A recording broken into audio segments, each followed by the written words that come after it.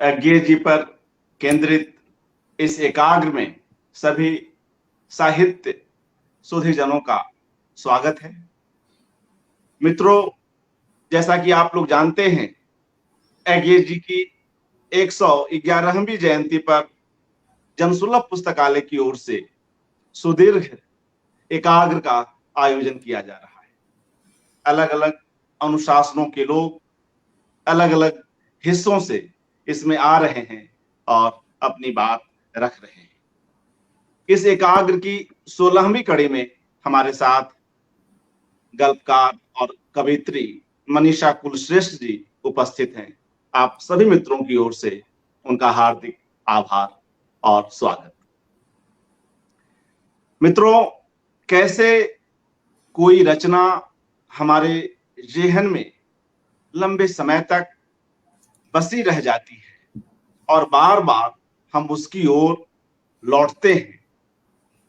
अज्ञे की असाध्य वीणा ऐसी ही एक कविता है, जिसने इस कविता को जब भी पढ़ा, बार बार वह इस कविता को पढ़ता है, समझने की कोशिश करता है। उम्र के अलग अलग पड़ावों पर, जीवन के अलग अलग संदर्भों में।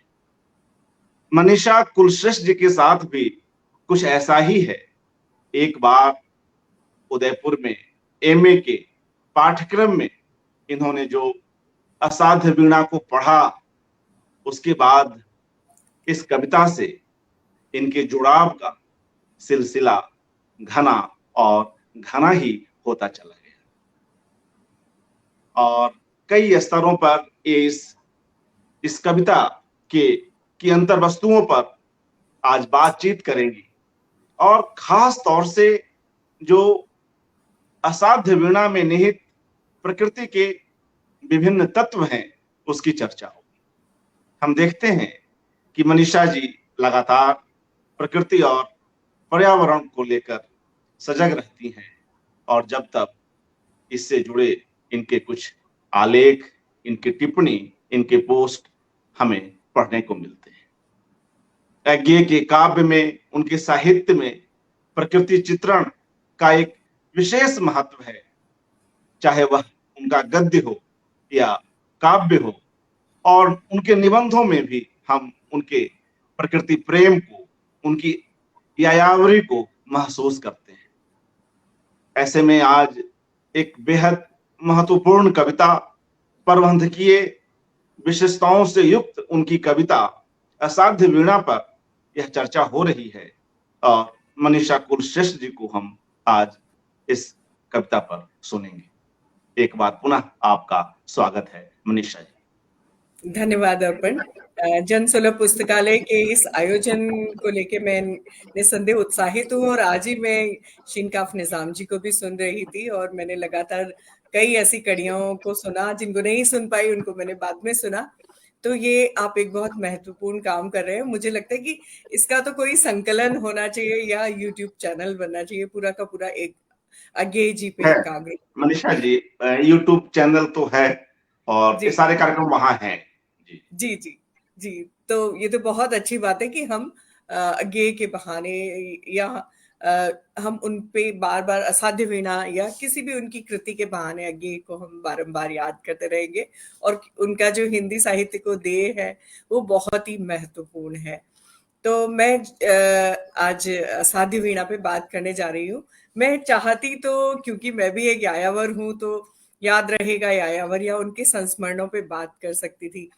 लेकिन कहीं ना कहीं मुझे असाध्य वीणा में अपने आप में एक गाथा दिखाई देती है, क्योंकि मैं एक कथाकार हूँ। तो मुझे किसी कथा को या किसी गद्य को चुनना था, लेकिन मैंने असाध्य वीणा को क्यों चुना? क्योंकि ये कविता मेरे दिल के बहुत करीब है और इसमें एक पर्यावरण, प्रकृति से मनुष्य के सानिध्य का बहुत गहरा संबंध आता है। नमस्कार शुभ्रा उपाध्याय जी। तो यूं तो असाध्य वीणा की हम बात करें तो उसका जो कथ्य है वो पूरा का पूरा बहुत पुराने अतीत में कहीं वज्र कीर्ति द्वारा जीवन भर अपनी साधना के तहत एक किरीटी तरु से गढ़ी गई वीणा को उस वीणा को बनाने का, और उसे बनाते बनाते वीणा जब समाप्त होती है बन के, तब उनका भी जीवन समाप्त हो जाता है वज्रकीर्ति का, और वो वीणा मौन रह जाती है और असाध्य रह जाती है, उसे कोई नहीं बजा पाता।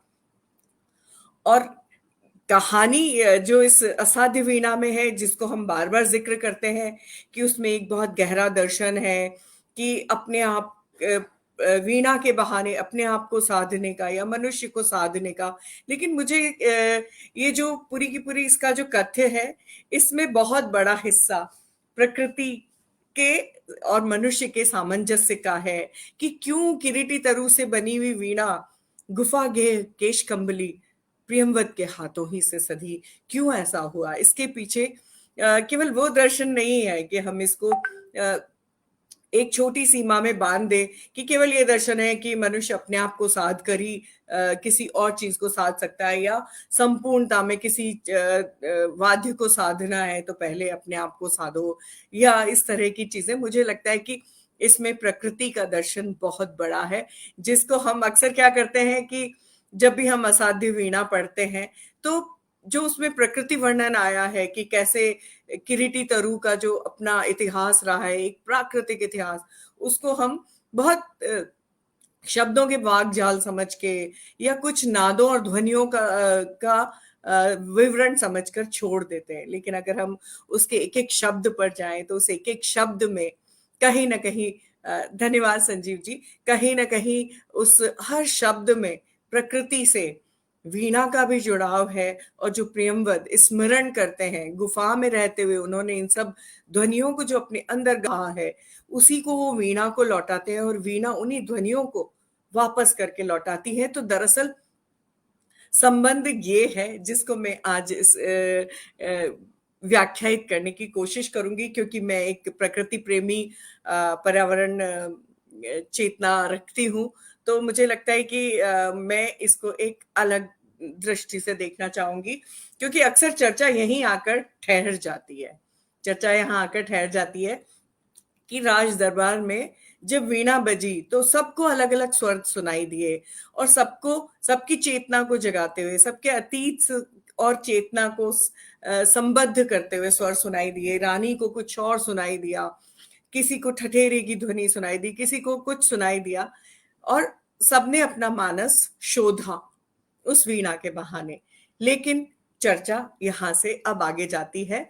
इस पूरी की पूरी कविता में जिस शय को अपार विस्तार मिलता है, उसे हम हिंदी के पाठक एक लयबद्ध प्रकृति चित्रण समझकर आगे बढ़ जाते हैं।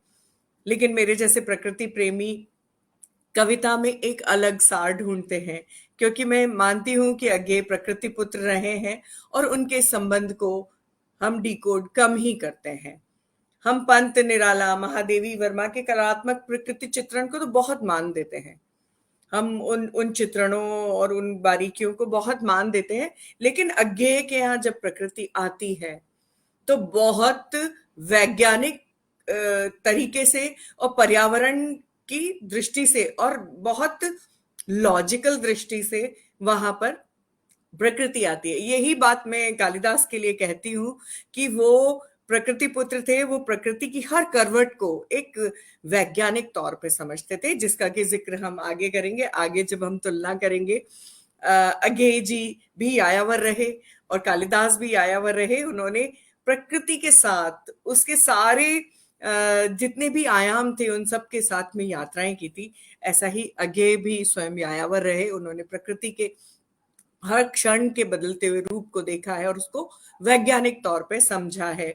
तो वो वैज्ञानिकता यहाँ पर दिखाई देती है, जिस वैज्ञानिकता को हम केवल शब्दों का वाकजाल ना समझे, जो नाद है ध्वनियों का। तो आप देखेंगे कि मतलब हर जीव की जो ध्वनि है, उस ध्वनि को उन्होंने बहुत सुंदर ध्वन्यात्मक तरीके से इस कविता में लाए हैं। तो वो ध्वन्यात्मक जो ध्वन्यात्मकता है, उसको हम कह सकते हैं कि अज्ञेय पर हाइकू का प्रभाव था। हाइकू क्योंकि ध्वनियों से भरी हुई कविता होती है, तो अज्ञेय पर जापानी कविता का बहुत प्रभाव रहा। लेकिन इसके बावजूद मुझे लगता है कि एक जो वैज्ञानिकता थी, तो शायद वो, मेरे को लगता है कि वो एक साइंस ग्रेजुएट भी रहे, तो इसलिए ये खास उनके अंदर एक वैज्ञानिकता आ पाती है।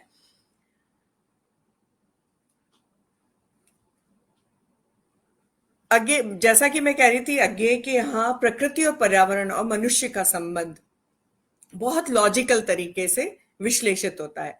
अज्ञेय की ज्यादातर कविताएं मन के भीतर प्रकृति की गहरी थाह की कविताएं हैं और वे एक वैज्ञानिक सत्य को निरंतर उजागर करती चलती हैं। जब वे लिखते हैं, मैं सोते के साथ बहता हूं, पक्षी के साथ गाता हूं, वृक्षों की कौपलों के साथ थरथराता हूं और उसी अदृश्य क्रम में भीतर ही भीतर नए प्राण पाता हूं। असाध्य वीणा में जो मुझे मूल भाव गहरे तक महसूस होता है वह यही है कि किरीटी नामक विशाल वृक्ष जो प्रकृति के अनगिन रहस्यों को अपने जीवन की लंबी कालावधि में सैकड़ों सालों का, सैकड़ों मतलब बल्कि मैं कहूं कि कई सैकड़ों मतलब हजारों वर्ष उम्र होती है पेड़ों की, तो इसीलिए वो किरीटी जो वृक्ष है वो से अनगिन सालों का इस प्रकृति के इतिहास का, न केवल मनुष्य के इतिहास का, प्रकृति के इतिहास का साक्षी रहा है और मूक दर्शक रहा है। और जब उसे वज्रकीर्ति नामक साधक ने वीणा बनाया, वीणा के रूप में उसको बनाया, तो इतने विशाल पेड़ जिसके अंदर प्रकृति के अनगिन रहस्य थे, अनगिनत बरसों के इतिहास थे, वो कैसे आसानी से सज सकती थी? वो कैसे किसी आम कलावंत के हाथ से सज सकती थी? वो तो उसी के हाथ से सजती जो खुद गुफा में रहकर जंगलों के रहस्यों को अपने अंदर समा रहा था। नामवर जी कहते हैं, एक जगह नामवर जी ने कहा है, असाध्य वीणा कविता की पंक्तियों से जो ध्वनियां निकलती हैं, उनसे जो चित्र उभरते हैं, वे सारे चित्र प्रकृति के चित्र हैं और प्रकृति के सारे चित्रों को कोई निचोड़ कर एक जगह रख दे तो वह इस कविता में मिलेगा। जैसे कि केशकंबली प्रियमवद नामक साधक वीणा बजाने के पहले स्मरण करता है। क्या स्मरण करता है? क्योंकि वो जानता है वीणा किरीटी तरु से बनी है, तो वो क्या स्मरण करता है? उसी जंगल को, उसी जंगल और उसकी ध्वनियों को, जिन ध्वनियों को उस वीणा ने अपने अंदर समाहित किया हुआ है। हाँ, मुझे स्मरण है, बदली कौंध पत्तियों पर वर्षा बूंदों की पटपट, घनी रात में महुए का चुपचाप टपकना, चौंके खग शावक की चिहुक, शिलाओं को दुलराते वन झरनों के, शिलाओं को दुलराते वन झरने के द्रुत लहरीले जल की कल निनाद, कुहेरे में छन कर आती पर्वती गांव के उत्सव ढोलक की थाप, गडरिये की अनमनी बांसुरी, कटफोड़े का ठेका, फुलसुंघनी की आतुर फुरकन, ओस बूंद की ढरकन, इतनी कोमल, इतनी तरल कि झरते झरते मानो हर सिंगार का फूल बन गई हो। तो अगर हम यहाँ देखें तो ये सारी ध्वनियां मिलकर एक वृंदगान प्रस्तुत करती है, एक ऑर्केस्ट्रा प्रस्तुत करती है कि कहीं तबले का ठेका है, तो कहीं झंझन है, कहीं निनाद है, तो बहुत सारे नादों को मिलके जो वृंदगान बनता है। तो प्रकृति अपने आप में एक बहुत बड़ी संगीतज्ञ है।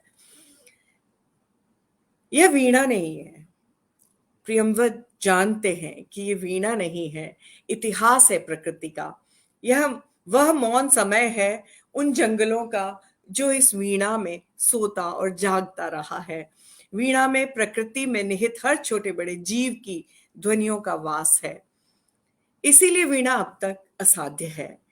जब तक वह अपने गुफा गेह प्रकृति के सहोदर, प्रकृति से जन्मे अपने सहोदर के सानिध्य में रहे, प्रियमवद की गोद में नहीं आ जाती, वो वीणा मौन रहती है। अपनी चेतना में बसे प्रकृति के समस्त रहस्य गानों को जानने का आश्वासन जब प्रियमवद वीणा को देते हैं, तो वीणा तुरंत प्रियमवद से रिश्ता बना लेती है।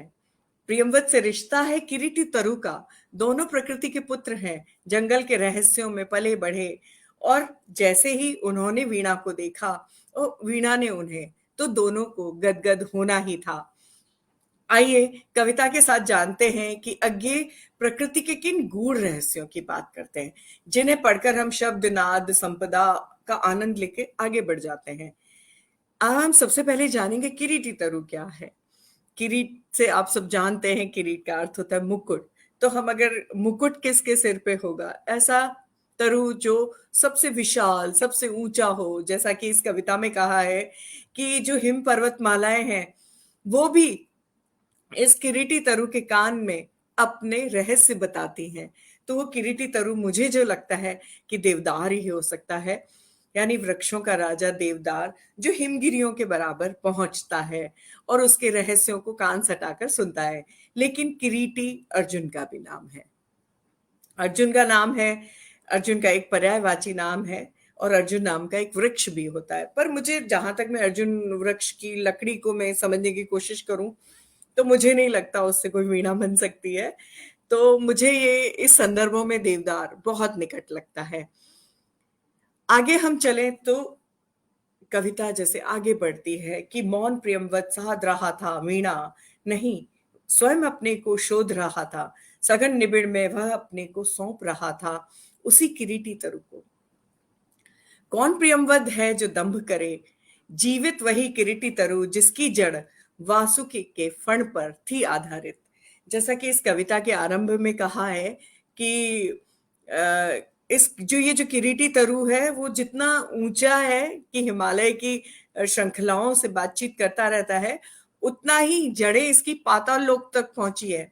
कि इसकी जड़ों की जो सुगंध है, देवदारू की जो की लकड़ी में एक खास महक होती है, तो जो इसकी महक है वो उससे मदमाता, उससे मदमस्त होकर जो नासुकी वासुकी नागराज हैं, वासुकी जो नागराज हैं वो इससे सर टिकाकर सोते हैं।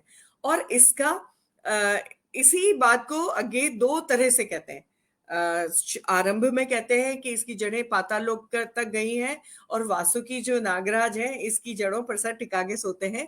लेकिन इसी कविता में आगे बढ़ते हैं तो वो जड़ें वासुकी पे टिकी हुई है इस पेड़ की। तो आपस में एक संबंध है, जैसा कि हम जानते हैं कि पेड़ों की जड़ों के नीचे गहरे कहीं खो में सांप रहते हैं, उनकी जड़ों से टिक के रहते हैं। तो इसी बात को हम देखें तो सांप और पेड़ की जड़ों का आपसी संबंध, आपसी, दरअसल प्रकृति क्या है, एक चक्र है जिसमें दो जीव एक दूसरे के बिना नहीं रह सकते। मनुष्य पेड़ के बिना, पेड़ मनुष्य के बिना, और भी बहुत सारे पंछी और हम देखें तो हम छोटी सी मधुमक्खी, जो एक छोटी सी मौमाखियों का जिक्र इस कविता में आता है। तो कहते हैं ना, पर्यावरण वाले लोग कहते हैं कि जिस दिन मधुमक्खी खत्म हो गई उसके बहुत पहले मनुष्य खत्म हो जाएगा इस धरती से। क्योंकि जितना भी परागण होता है फूलों का, फलों के लिए, सब्जियों के लिए, तो वो मधुमक्खियों या कीटों के माध्यम से होता है। तो मधुमक्खियों का नष्ट होते जाना मनुष्य के नष्ट होने से जुड़ा है। तो इस बात को आगे समझते हैं, उसमें नागराज और वृक्ष और नागराज का आपसी संबंध इसमें बहुत अच्छे से व्याख्यायित होता है जब वो इसी बात को दो तरह से कहते हैं। तो आगे हम देखते हैं, जीवित वही किरीटी तरु जिसकी जड़ वासुकी के फण पर थी आधारित, जिसके कंधों पर बादल सोते थे और कान में जिसके हिमगिरी कहते थे अपने रहस्य, संबोधित कर उस तरु को करता था नीरवे का लाभ प्रियमवत। प्रियमवत जानते हैं कि प्रकृति पुत्र और प्रकृति पुत्र का के बीच में जो एक बातचीत है, वो उस बातचीत का संदर्भ कैसे जुड़े। तो वो अपनी आत्मा से उस वीणा से बात करते हैं, वो बात करते हैं ओ विशाल तरु। वो वीणा को नहीं पुकारते, वीणा जिस तरु से बनी है उसे पुकारते हैं, क्योंकि वो जानते हैं इसके प्राणों में जो बसा है वो प्रकृति का निचोड़, प्रकृति का सत्य है। तो ओ विशाल तरु, शत सहस्त्र पल्लवन पतझरों ने नित रूप संवारा। कि तू वो पेड़ है जिसको सहस्त्रों वर्षों के पतझड़ों और बसंतों ने मिलकर तेरे अंदर वलय बनाई। अगर आप बॉटनी पढ़े हैं कभी स्कूल के जमाने में, तो जब आप उसका सेक्शन कटिंग करते हैं किसी पेड़ की, तो उसमें बहुत सारे वलय होते हैं, और वो जो वलय होते हैं ना, वो वलय उन सब बसंतों का, इसीलिए उससे उम्र जानी जाती है। जब मैं साइंस म्यूजियम ब्रिटेन में थी तो वहां पर एक बहुत हजारों वर्ष पुराने एक पेड़ का ऐसे लेटरल कटिंग थी, तो उसमें बहुत सारी असंख्य वसंत वलय थी। तो वो जो वसंत वलय होती है वो पेड़ की उम्र बताती है। तो वो वीणा को देखकर समझ पा रहे हैं कि इसमें कितनी वलय बनी है। वो प्रियंवत साइंटिफिक है, प्रियंवत के बहाने अज्ञेय साइंटिफिक है। वो कहते हैं कि सत सहस्त्र पल्लवन पतझरों ने इसके रूप को निरंतर संवारा है, क्योंकि वो स्प्रिंग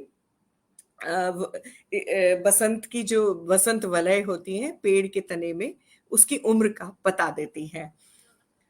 कितनी बरसातों में खद्योतों ने आरती उतारी, जुगनुओं ने कितनी बारिशों में इस पेड़ की आरती उतारी होगी, और उसका दिन भौरों से गुंजरित हुआ होगा, और रातों में इस पेड़ को झिल्लियों ने, जो छोटे छोटे झिंगुर होते हैं, उन्होंने अपना अनवरत गीत सुनाया होगा, अनथक मंगल गान सुनाए होंगे, और सांझ सवेरे अनगिन न जाने कितने ही अनजाने खगकुल यानी अनजाने पक्षियों के कुलों ने मोद भरी क्रीड़ा काकली से इसका मनोरंजन किया होगा, इस पेड़ का। इसकी डाली डाली को उनके कलरव ने कपा दिया होगा। ओ दीर्घ काय, ओ दीर्घ काय। वो वीणा तो दीर्घ काय नहीं होगी ना, उससे जो गढ़ी हुई है वीणा, वो विशाल किरीटी तरु, उसको पहचान पा रहे हैं प्रियंवत, तो उसको कह रहे हैं ओ दीर्घ काय, ओ पूरे झारखंड के अग्रज, तात सखा गुरु आश्रय, त्राता महत छाए। वो उस पेड़ की स्तुति कर रहे हैं। हमारे यहाँ प्रकृति की स्तुति की गई है, तो इसी तरह प्रियंवत पेड़ की स्तुति कर रहे हैं ओ व्याकुल मुखरित वन ध्वनियों के, कि तुम्हारे अंदर वन ध्वनियों की अकुलाहट है, फिर तुम क्यों मौन हो? तुम एक दिन बोलोगे, तुम बोलोगे, और मेरे साधने से नहीं, मैं तो अकिंचन हूं, मेरे छूने से नहीं बोलोगे। तुम्हारे अंदर जो इतनी काकलियां, इतने स्वर हैं नानाविध जीवों के, नानाविध मौसमों के, वो एक दिन बोलेंगे। ओ व्याकुल मुखरित वन ध्वनियों के, वृंदगान के मूर्त रूप। यहाँ पे वो आ गए कि कैसे ऑर्केस्ट्रा होता है प्रकृति में। किसी दिन आप जंगल में सुबह सुबह निकल जाएं तो तरह तरह की आवाजें आपको, कटफोड़वे की ठक ठक और झिंगुरों की झिन झिन, तो बहुत सारी ऐसी आपकी प्राकृतिक ध्वनियां हैं जो आपको ऑर्केस्ट्रा की तरह महसूस होंगी, और वो सब एक लयबद्ध होंगी में। बिरजू महाराज कहते हैं कि प्रकृति में भी लयबद्धता है, प्रकृति के घूर्णन में, हवाओं के चलने में। तो वो जो लयबद्धता है वो उस पेड़ की और उस पेड़ से बनी बनी वीणा में लय और ताल की तरह निबद्ध है, उस प्रकृति का जो वृंदगान है।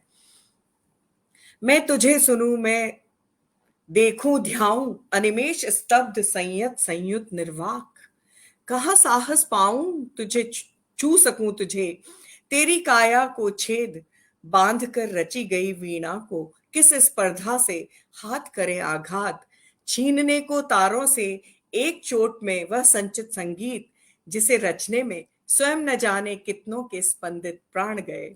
यहाँ पे फिर से वो पेड़ से संबोधित है कि तुम में से जो वीणा निकल के आई है, जिसको बांधा गया है, छेदा गया है, और इसके बनने में एक पूरा का पूरा बायोम नष्ट हुआ है। जब एक पेड़ कटता है तो इसमें आगे कह रहे हैं कि स्वयं तुमको बनाने में न जाने कितनों के स्पंदित प्राण गए हैं। तो वीणा तुम्हें तो बोलना होगा, चाहे पीड़ा का स्वर बोलो, चाहे उस काकली को दोहराओ, तुम्हें बोलना होगा।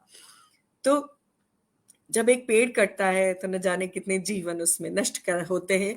अज्ञे सायास अनायास इस कविता में कह के गए हैं कि एक चोट में संचित संगीत, जिसे रचने में स्वयं न जाने कितनों के स्पंदित प्राण रच गए। वे स्मरण करते करते प्रियंवत फिर आगे स्मरण करते हैं, बीच में कविता में बहुत सी चीजें, लेकिन मैं वही हिस्सा लूंगी जिसमें प्रकृति का स्वर मुख्यतः से मौजूद है। तो उसको साधते साधते प्रियंवत स्वयं वीणा पे सो जाते हैं, और वहां जितने दरबारी है कहते ये क्या हुआ, ये सो गया क्या, ये साध नहीं सकेगा क्या, सच में असाध्य है क्या वीणा। लेकिन वो उस वीणा से आपसी संवाद कर रहे हैं, वो उसे बताते हैं कि मैं भी जंगलवासी हूँ, मैं भी गुफा गेय हूँ, और जानवरों के केश से बनी हुई इस कंबल को ओढ़ के ही रहता हूँ, और मैं तो मेरे पास कुछ भी नहीं है। मैं उन मनुष्यों में से हूँ जो सब त्याग चुके हैं, केवल जंगल और उसकी ध्वनियां और मेरी एक चेतना जो संगीतमय है वो जीवंत है। तो वो कहते हैं, हाँ मुझे स्मरण है बदली कौंध, पत्तियों पर वर्षा बूंदों की पटपट, घनी रात में महुए का चुपचाप टपकना, चौके खग शावक की चिहुक, शिलाओं को दुलराते वन झरने के दुत, लहरीले जल का कल निनाद, कुहरे में छनकर आती पर्वती गांव के उत्सव ढोलक की थाप, गडरियों की अनमनी बांसुरी कटफोड़े का ठेका, फुलसुंगनी की आतुर फुरकन, ओस बूंद की ढरकन, इतनी कोमल तरल कि झरते झरते मानो हार सिंगार का फूल बन गई। भरे शरद के ताल, अब तक तो वृंदगान में यहां तक था, अब आगे आता है कि सर्दी की ऋतु में हवाएं कम चलती हैं, तो जो ताल में जो लहरें बनती है ना, वो बहुत कोमल होती है, बहुत ही कोमल स्वर से जैसे कोमल स्वर लगाया हो, और पतली पतली लहरें बनती है, उनकी सर सर सर हल्की ध्वनि आती है।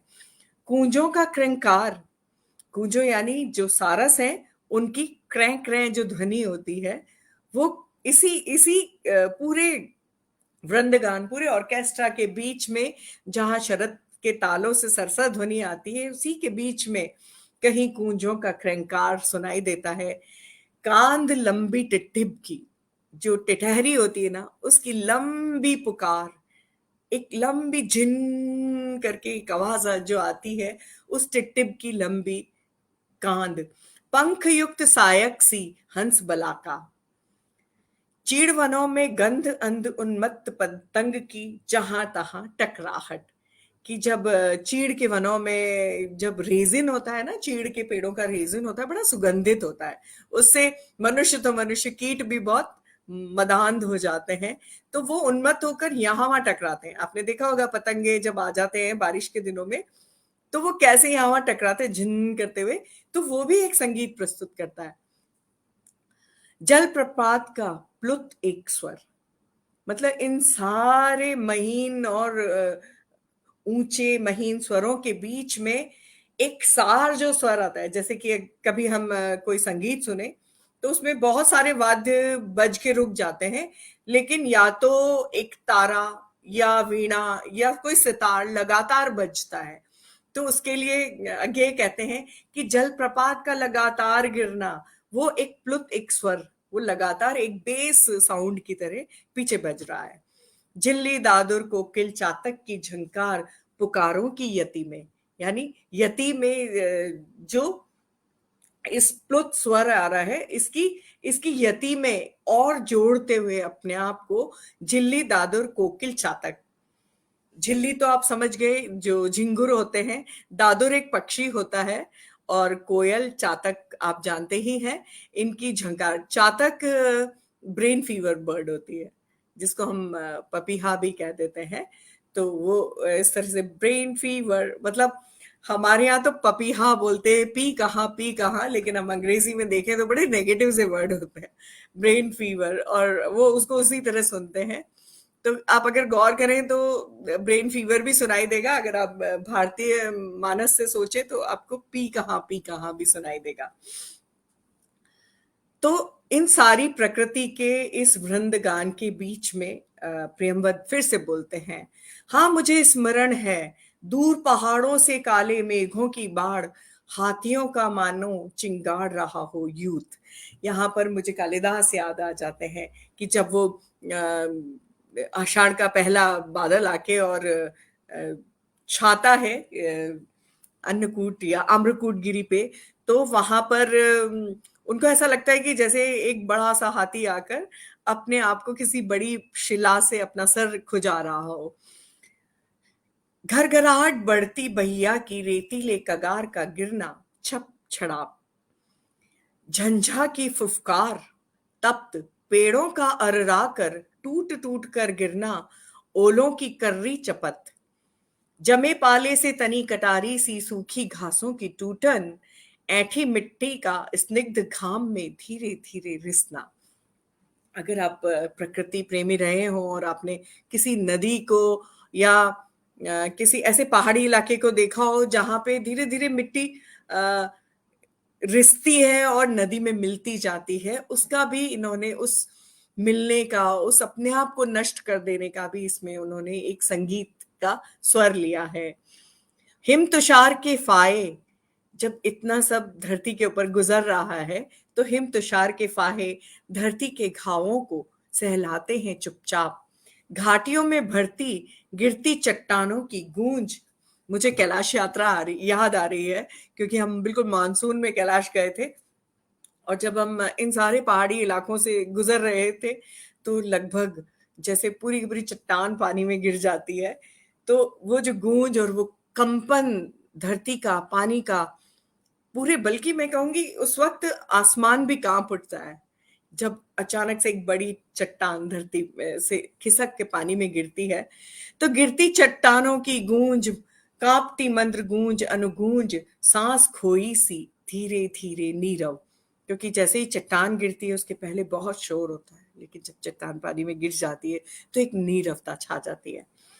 मुझे स्मरण है हरी तलहटी में छोटे पेड़ों की ओट ताल पर बंधे समय वन पशुओं की नानाविध आतुर तृप्त पुकारें। जब बारिश का मौसम आता है तो वो मौसम हर पशु पक्षी के मिलन का मौसम भी होता है। तो वो कह रहे हैं कि इस वक्त इस पूरे इस परिदृश्य के बीच में वो बता रहे हैं कि हरी तलहटी में छोटे पेड़ों की ओट ताल पर, छोटे पेड़ों की ओट से जो उस खास समय में, बंधे समय में पशुओं और पक्षियों की नानाविध आतुर और तप्त पुकारें जो आती हैं, उन उन वो पुकारें कैसी होंगी? उन पुकारों का उन्होंने वर्णन किया है। गर्जन, जैसे शेर दहाड़ता है जब वो अपने साथी को पुकारता है।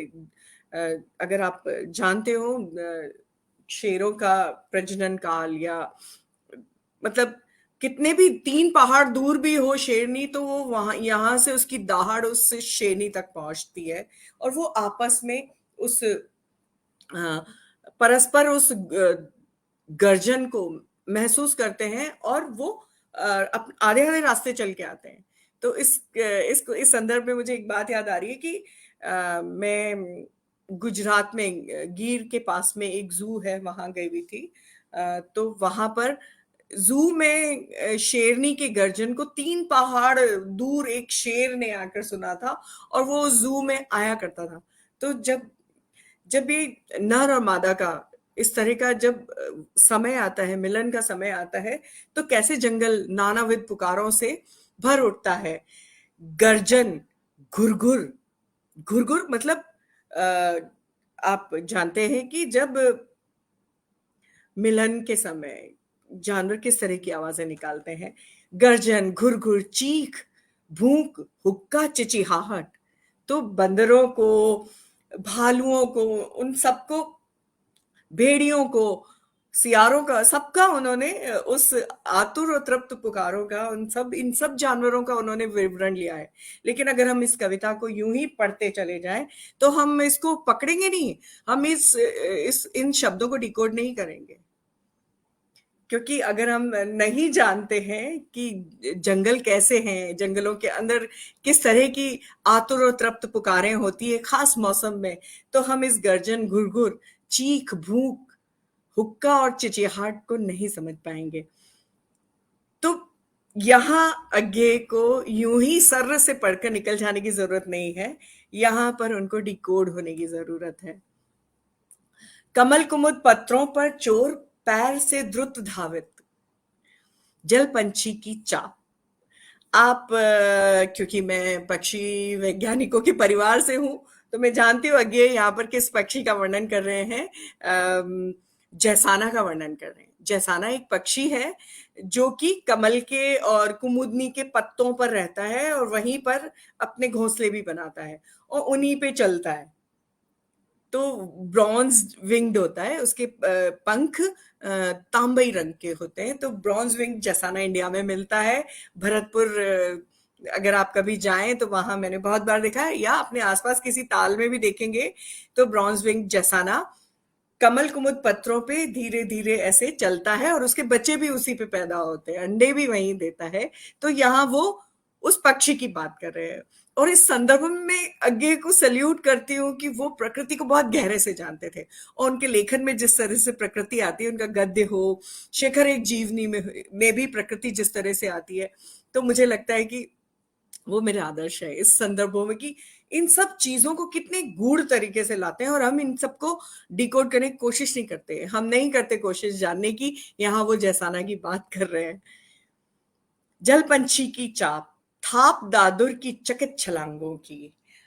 यहाँ पर दादुर इन्होंने एक पक्षी होता है जो प्रजनन के समय ऊंचा कूदता है, तो उस पक्षी की चकित छलांगों की बात की है। अभी मुझे उसका नाम याद नहीं आ रहा, जैसे ही याद आएगा मैं कहीं ना कहीं जिक्र करूंगी। थाप दादुर की चकित छलांगों की, खेतों में रहता है और वो ऊंची छलांग लगाता है, और राजस्थान में उस समय इसका शिकार कर लिया जाता है। वजह उसकी यही छलांग होती है, और कहते हैं कि उस समय शिकार करके उसे खाया जाए तो मर्दानगी बढ़ती है। इस तरह की चीजें हमारे यहाँ पक्षियों का बहुत नुकसान करती है। पंथी के घोड़े की टाप अधीर, ऐसे में अगर ये ऐसा मौसम है तो पंथी जो है, परदेश गया हुआ जो पुरुष है, अपनी प्रिया का पति है, वो भी अधीर थाप से अपने घोड़े के साथ वापस लौटेगा। तो इस पूरे विवरण में कहीं ना कहीं अज्ञे उस मौसम और उस मौसम की आतुरताओं का, मिलन का और लौट के आने की बात करते हैं, जिसे हम यूं ही आगे बढ़ा देते हैं। अचंचल धीर था भैंसों के भारी खुर की। जो जंगली भैंसे होते हैं वो बरसात के दिनों में मिट्टी कुरेदते हैं, क्योंकि वो कामोन्मत्त होते हैं और वो मिट्टी कुरेदते हैं। तो यहाँ पूरा का पूरा वृंदगान और उस वृंदगान से जुड़ी प्रकृति, प्रकृति से जुड़ा हुआ प्रजनन भी जुड़ा हुआ है, जिसको हम कभी डिकोड नहीं करते आगे, क्योंकि हम बस कविता में ये देखते हैं कि अरे प्रियंवद केशकंबली ने वीणा को साधा और सबने उसकी अपनी अपने हिसाब से उसकी ध्वनि सुनी। लेकिन कविता जहां लंबी बढ़ रही है कवि की, उसको हम में से किसी ने भी डिकोड करने की कोशिश नहीं की कि उस वीणा के तने में, जिस तने से वीणा बनी है, उस किरीटी तरु के उसमें क्या क्या छुपा है। मुझे स्मरण है उझक क्षितिज से किरण भोर की पहली, जब तकती है उस बूंद को उस क्षण की सहसा चौंकी सी सेहरन। और दोपहरी में जब घास फूल अनदेखे खिल जाते हैं, मौमाखियां असंख्य झूमती करती हैं गुंजार। जैसे कि मैंने पहले कहा था कि मधुमक्खियां जिस दिन नष्ट हो जाएंगी, मनुष्य उससे पहले नष्ट होने की तैयारी कर चुका होगा। तो ये आपसी संबंध यहाँ पर आगे बना रहे हैं कि मुझे उस स्मरण है कि जैसे किरण की पहली पहली किरण ओस की बूंद को ताकती है, उस क्षण जो सिहरन होती है, अचानक से घास के फूल खिल जाते हैं और अचानक से कहीं किसी दिशा से मधुमक्खियों के झुंड झूमते हुए, झंकार करते हुए, गुंजार करते हुए इस बिलमे हुए क्षण को, इस भूले हुए, इस ठहरे हुए क्षण को जीने के लिए चले आते हैं। जो ये तंद्रालस है, जैसे ये तंद्रा सूरज की पहली किरण के साथ में टूटती है, फूल खिलते हैं और मधुमक्खियों के झुंड इस पल का इंतजार करते हैं, इस पल के टूटने का, और वो चले आते हैं। और शाम को क्या होता है, जब तारों की तरल कपकपी स्पर्शहीन झरती है उस वृक्ष पे, तारों की तरल कपकपी। आपने देखे हैं तारे, जब आप बहुत गौर से देखें तो आपको तारे हल्के से कांपते हुए दिखाई देते, तो वो एक तरल कपकपी स्पर्शहीन, बिना स्पर्श किए इस पेड़ को छूती है। मानो नभ में तरल नयन ठिठकी, निसंख्य सवत्सा युवती माताओं के आशीर्वाद। जैसे कि इस पेड़ को युवती माताओं के आशीर्वाद आसमान से असंख्य मिल रहे हों, और धीरे धीरे वो पेड़ अपनी निद्रा को जा रहा हो। उस संधि निमिष की पुलकन लिए मान, उस जो निमिष, वो जो निमिष है जब सांझ और रात मिलते हैं, तो वो जो संधि निमिष है, जो संधि का जो वो क्षण है, अज्ञे क्षण की बात करते हैं, अज्ञे मौन की बात करते हैं, अज्ञे बड़े समय की बात नहीं करते, अज्ञे छोटे छोटे क्षणों की, छोटी छोटी सेहरनों की, छोटी छोटी पुलकनों की बात करते हैं। तो जब अज्ञे उस संधि निमिष की बात करते हैं, तो उसकी पुलकन जो है वो इस पेड़ पेड़ को अपने अंदर लीयमान करती है, अपने अंदर डुबो लेती है। आगे प्रेमवत कहते हैं, मुझे स्मरण है और चित्र प्रत्येक स्तब्ध विजड़ित करता है मुझको। मैं जानता हूं कि तुम जहां से आए हो वो मेरा घूमा हुआ अंचल है। मुझे लगता है यहाँ पे प्रेमवत ये कहने वाले हैं कि मुझे स्मरण है जिस अंचल से तुम आए हो वहां क्या क्या होता है। मुझे वो प्रत्येक चित्र याद है, वो प्रत्येक चित्र स्तब्ध और विजड़ित करता है मुझको। सुनता हूं मैं, हर स्वर कंपन लेता है मुझको मुझसे सुख। वो जो इस प्रकृति का जो हर स्पंदन है, हर स्वर और कंपन है, हर जो पुकार है, वो मुझसे मुझको ही सोख लेता है। तो वीणा, तुम तो क्या क्या सोखे हुए हो, क्या क्या इतने लंबे प्राकृतिक इतिहास को सोखे हुए हो। वायु सा नाद भरा मैं ही उड़ जाता हूं। तो वीणा, तुम तो क्या किन किन हवाओं से मिली हो। मुझे स्मरण है पर मुझको मैं भूल गया हूं। मुझे वो सब याद है लेकिन मैं भी अपने आप को भूल गया हूं। तो मुझे लगता है वीणा, तुम भी अपनी उन सब आवाजों को भूल गई हो, इतने लंबे समय से सुप्त पड़ी हो। तो मुझे लगता है कि तुम भी उन आवाजों को भूल गई हो। लेकिन मैं सुनता हूं मैं मुझसे परे। लेकिन जब मैं अपने आप से परे खड़ा होता हूं, अपने आप से अपने आप को अलग करके खड़ा होता हूं, उन शब्दों में, उन आवाजों में लीन होकर, तो मुझे फिर से सुनाई देता है वो सारे नाद। मैं कहीं नहीं। ओरे तरु ओ वन, ओ स्वर संभार। तुम इतने स्वरों का संभार लिए हुए, कितना सुंदर शब्द आगे इस वीणा के लिए करते हैं कि ओ तरु, वो पूरे के पूरे वन। तुम वीणा नहीं हो, तुम वो तरु हो, बल्कि पूरा का पूरा वन हो। और न जाने कितने स्वरों को का संभार अपने आप में लिए हुए हो। नाद में संस्कृति, पूरी की पूरी ये जो संस्कृति, जैसा कि मैं कह रही थी कि बिरजू महाराज कहते हैं कि पूरी की पूरी, पूरा का पूरा ब्रह्मांड लय से बना है। तो वो जो नाद में ये पूरी संस्कृति है, ओ रस प्लावन, कि उस संस्कृति, ये जो संस्कृति है और इसमें जो रस का प्लावन है, उस सब में तुम डूब के उतरा चुके हो। ओ तरु, तुम तो मुझे क्षमा कर भूल अकिंचनता को मेरी। मुझे क्षमा करो कि आज मैं तुम्हें गोद में लेके बैठा हूं। इतने बड़े संस्कृति के भार को अपने ऊपर लेने वाले उस तरु को अपनी गोद में लेके बैठा हूं। मुझे क्षमा कर भूल अकिंचनता को मेरी, मुझे ओट दे। वीणा को वो कह रहे हैं कि मुझे ओट दे, मुझे ढक ले, मुझे छा ले। ओ शरण्य, जंगल को हम कहते हैं ना शरण्य। ओ शरण्य, मेरे गूंगेपन को तेरे सोए स्वर सागर का ज्वार डुबोले। कि ये जो मेरा गूंगापन है, जो मैं इस प्रकृति के सामने निस्तब्ध मौन खड़ा हूं, इस मेरे गूंगेपन को जो तेरे अंदर सोया हुआ स्वर सागर है, मुझे डुबोले। आ मुझे भुला दे। तू उतर वीन के तारों में, अपने से गा अपने को गा। क्या बात है। अपने से गा अपने को गा, अपने खगकुल को मुखरित कर। जो तुम्हारी तरु के रूप में जो तुम्हारी स्मृतियां हैं, न जाने कितने खगों की और कितने पंछियों की, उसको मुखरित कर। अपने छाया में पले मृगों की चौकड़ियों की ताल को बांध। जो तुम्हारी छाया में मृगों ने चौकड़ियां भरी हैं, उस ताल को पकड़ो वीणा। उन पक्षियों की आवाज को सुनो और अपनी छाया तप वृष्टि पवन पल्लव व कुसुमन की लय पर। जैसे जैसे एक फूल भी खिलता है तो उसकी कोई लय होती है, जब हवा चलती है तो उसकी लय होती है। छाया का अपना एक राग होता है। उन सब रागों को तुम फिर से स्मरण करो। अपने जीवन का जो ये संचयन है, इसको छंद दो, इसको एक छंद दो। अपनी प्रज्ञा को वाणी दे। तू गा, तू गा, तू सन्निधि पा, तू खो। तू इस सन्निधि को पाले और तू अपने आप को खोले। तू आ, तू हो, तू गा, तू गा। और हम सब जानते हैं अंततः प्रियमवद की इस आह्वान को, इस प्रकृति से भरे पूरे प्रकृति पुत्र के दूसरे प्रकृति पुत्र से आह्वान को सुन के वीणा गा उठती है। और आप आगे जानते हैं कि क्या होता है कि जब वीणा गाती है तो सारे लोग अपने अपने संदर्भों को उसमें पा लेते हैं। और अगर मैं आगे का, जैसे कि मैं आगे मैंने पहले बताया था, आगे भी कालिदास की तरह प्रकृति की गोद में पले बड़े, दोनों यायावर बने घूमते रहे। तो मैं कालिदास की बात करूं तो वो मेघ की बात करते हैं तो वो जब हिमालय के जो चीड़ वनों में जब मेघ को जाने की बात करते हैं, तमाम नदियों से मिलते जुलते जाने की बात करके जब वो वहां पहुंचते हैं चीड़ वनों में, तो वहां आग लगी होती है।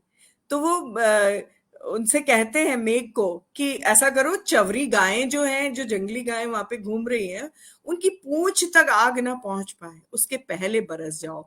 और एक जगह वो कहते हैं कि ऐसा लगता है कि हाथी जब गूलर के पेड़ों से अपने आप को खुजाते हैं तो वो बहुत सारे बीज गिरते हैं और नए वन बनते हैं। तो अपने आप में कालिदास के पास भी ये पर्यावरण चेतना थी, और यही पर्यावरण चेतना अज्ञेय के पास थी, और वैज्ञानिक तौर पे दोनों के पास। क्योंकि पूरा का पूरा मेघ विज्ञान अगर पढ़ें, क्योंकि मैं एक मेट्रोलॉजिस्ट की वाइफ हूँ, मौसम वैज्ञानिक की, तो जब मैंने अंशु से जब जब भी बात की इस विषय पे, तो अंशु ने कहा कि कालिदास का मेघ ज्ञान बहुत गहन था। उन्होंने कपासी बादल और सारे तरह के बादलों का मेघदूत में वर्णन किया है। तो मुझे लगता है कि दोनों ही यायावर थे। लेकिन मैं देख रही थी कि पिछले दिनों कुछ कवियों ने लगातार अज्ञेय के इस प्रकृति वर्णन को कहीं ना कहीं डाउन साइड करने की कोशिश की। ये कहा कि अरे इससे पहले बहुत लोग लिख गए। नहीं, मुझे नहीं लगता। मुझे नहीं लगता कि पंत, निराला और महादेवी वर्मा ने इस वैज्ञानिक दृष्टिकोण से प्रकृति का चित्रण किया जो पहले कालिदास कर गए और उसके बाद अज्ञेय ने किया है। क्योंकि उनके पास एक वैज्ञानिक और एक पर्यावरण की चेतना थी, वैज्ञानिक दृष्टिकोण था। जब वो जैसाना जैसे पक्षी की बात करते हैं, जब वो प्रजनन के समय के उन सब चीजों का विवरण देते हैं और बहुत सारी चीजों का विवरण देते हैं, तो वहां लगता है कि कहीं ना कहीं उनका विज्ञान पढ़ना यहाँ काम आया है। अज्ञेय की हम बात करें तो वो जानते थे कि प्रकृति का ही पुत्र मनुष्य अगर प्रकृति से बहुत ज्यादा छेड़छाड़ करेगा तो अंतिम बात के साथ मैं अपनी बात पूरी करती हूँ। मुझे नहीं मालूम, मैं इस कविता में डूबती हूँ तो मैं बहुत गहरे डूब जाती हूँ। मुझे नहीं मालूम मैंने कितना समय लगा लिया। तो अज्ञेय अपनी एक कविता में कहते हैं, इसके साथ मैं अपनी बात खत्म करती हूँ। मानव का रचा हुआ सूरज मानव को भाप बनकर सोख रहा है। और इस पंक्ति का निहितार्थ आप सब जानते हैं कि किस तरह से पर्यावरण से हम छेड़छाड़ कर रहे हैं, और उस तरह के किरीटी तरु न जाने कितनी वीणाओं में बंद कर, या कितनी सारी कुर्सियों में जो, और न जाने कितनी सारी चीजों में बंटकर किरीटी तरु नहीं रहे होंगे। अज्ञेय के काव्य में मानव और पर्यावरण के अंतर संबंध दिखते हैं, और इसी दिखने में कहीं ना कहीं मनुष्य की चालाकी भी दिखती है। तो तभी इस बात को कहते हैं कि मानव का रचा हुआ सूरज मानव को ही भाप बनकर सोख रहा है। और इस बात के साथ ही मैं अपनी ये व्याख्या समाप्त करती हूँ। मुझे उम्मीद है आपको मेरी बातों से सहमति होगी। असहमति भी हो तो मुझसे जरूर से बहस करें, मैं आमंत्रित हूँ, और आप आमंत्रित हैं उस बहस के लिए। और बहुत बहुत शुक्रिया आप सभी का। धन्यवाद। जन सुलभ जी, शुक्रिया मनीषा जी इस सुंदर और समीचीन वक्तव्य के लिए। मित्रों, किसी कविता की ऐसी व्याख्या हमें उसके टेक्स्ट की ओर तो लौटाती ही है, साथ ही हमारे वर्तमान में उसकी प्रासंगिकता को भी अपने तई स्थापित करती है। मनीषा जी की यह व्याख्या इस बात का उदाहरण है। असाध्य वीणा पर जितनी चर्चा की जाए उतनी कम है, और कैसे इस कविता में अज्ञेय सर्जनात्मक महारहस्य को भेदने की भी कोशिश करते हैं। और इस कोशिश में चाहे असाध्य वीणा का निर्माता हो, साधक हो या वादक हो, कैसे ये सभी अपने अपने व्यक्तिगत अहम का विलय करते चलते हैं। अज्ञेय इस कविता में इस ओर भी पर्याप्त संकेत करते हैं। प्रकृति को लेकर पशु पक्षी और प्रजातियों के विस्तार को लेकर और कई ऐसी बातों की चर्चा आज मनीषा जी ने की, जिसे सुनकर अच्छा लगा। और मुझे लगता है कि हम लोग बार बार असाध्य वीणा की ओर, ऐसी अन्य कविताओं की ओर लौटेंगे। जाते जाते मैं यहाँ पर एक प्रसंग डॉक्टर कृष्णदत्त पालीवाल जी का रख दूं।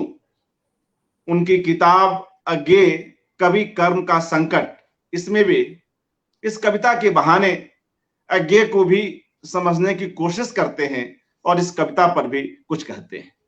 इसकी कुछ बातें आज मनीषा जी ने भी की कि किस तरह कालिदास हों, अज्ञेय हों, कैसे ये लोग प्रकृति की गोद में बैठकर प्रकृति की विशालता को महसूसते हैं, उसके साथ अपना तादात्म्य स्थापित करते हैं। तो एक हिस्सा मैं सुनाता हूं मनीषा जी, कृष्णदत्त पालीवाल जी का, उनकी पुस्तक अज्ञेय कवि कर्म का संकट से।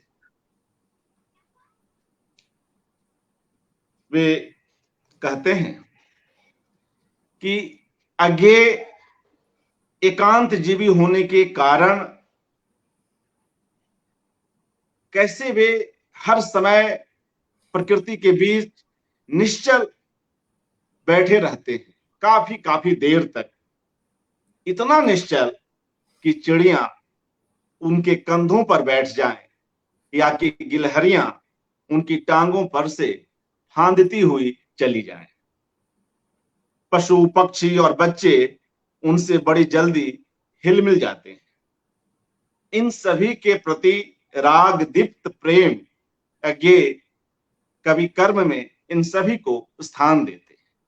इस प्रेम का अनंत विस्तार असाध्य वीणा में मिलता है, जिसकी बात अभी मनीषा जी भी कर रही थी, कि जहां किरीटी तरु से केहरी पीठ खुजलाने आते हैं, वन युद्धों का शोर और द्रुत धावित पक्षियों के पैरों की सिहरन है।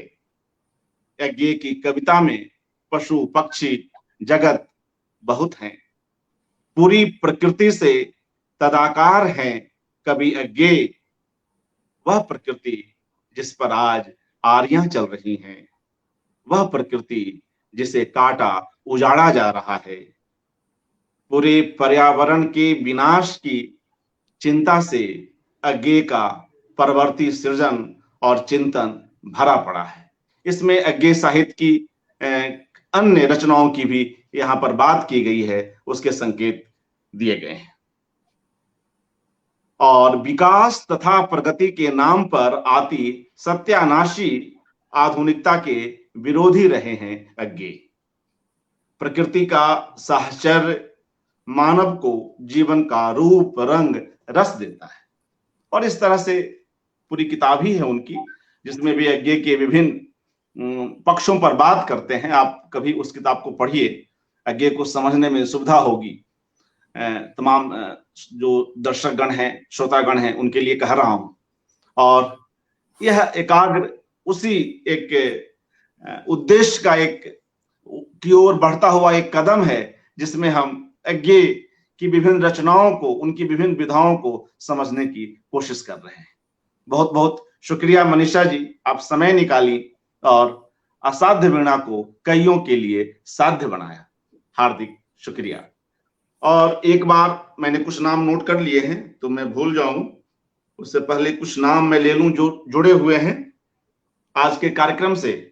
विनय सौरभ जी, सतीश नूतन, शिवदयाल जी, प्रज्ञा पांडे जी, बाल कीर्ति, राजेश्वरी, अनामिका बेनीवाल जी, उमा शंकर पाठक द्विवेदी, डॉक्टर ऋचा, सुरेंद्र कुमार मिश्र, सोनू यशराज, अंशुमति, सरोज कौशिक, बाल कीर्ति, संजीव बख्शी जी, शुभ्रा उपाध्याय, किरण कुमार मोदक, प्रेम शंकर शुक्ल जी, सीमा शर्मा, ज्योति शर्मा, बसंत पांडे, अर्चना सरन, पद्मा त्रिपाठी, अखिलेश जी, चरण सलूजा, ऋतु माथुर, सत्यनारायण जी, मीनाधर द्विवेदी, आलोक मिश्र, अरुण सितांश, महेश शर्मा और तमाम मित्रगण।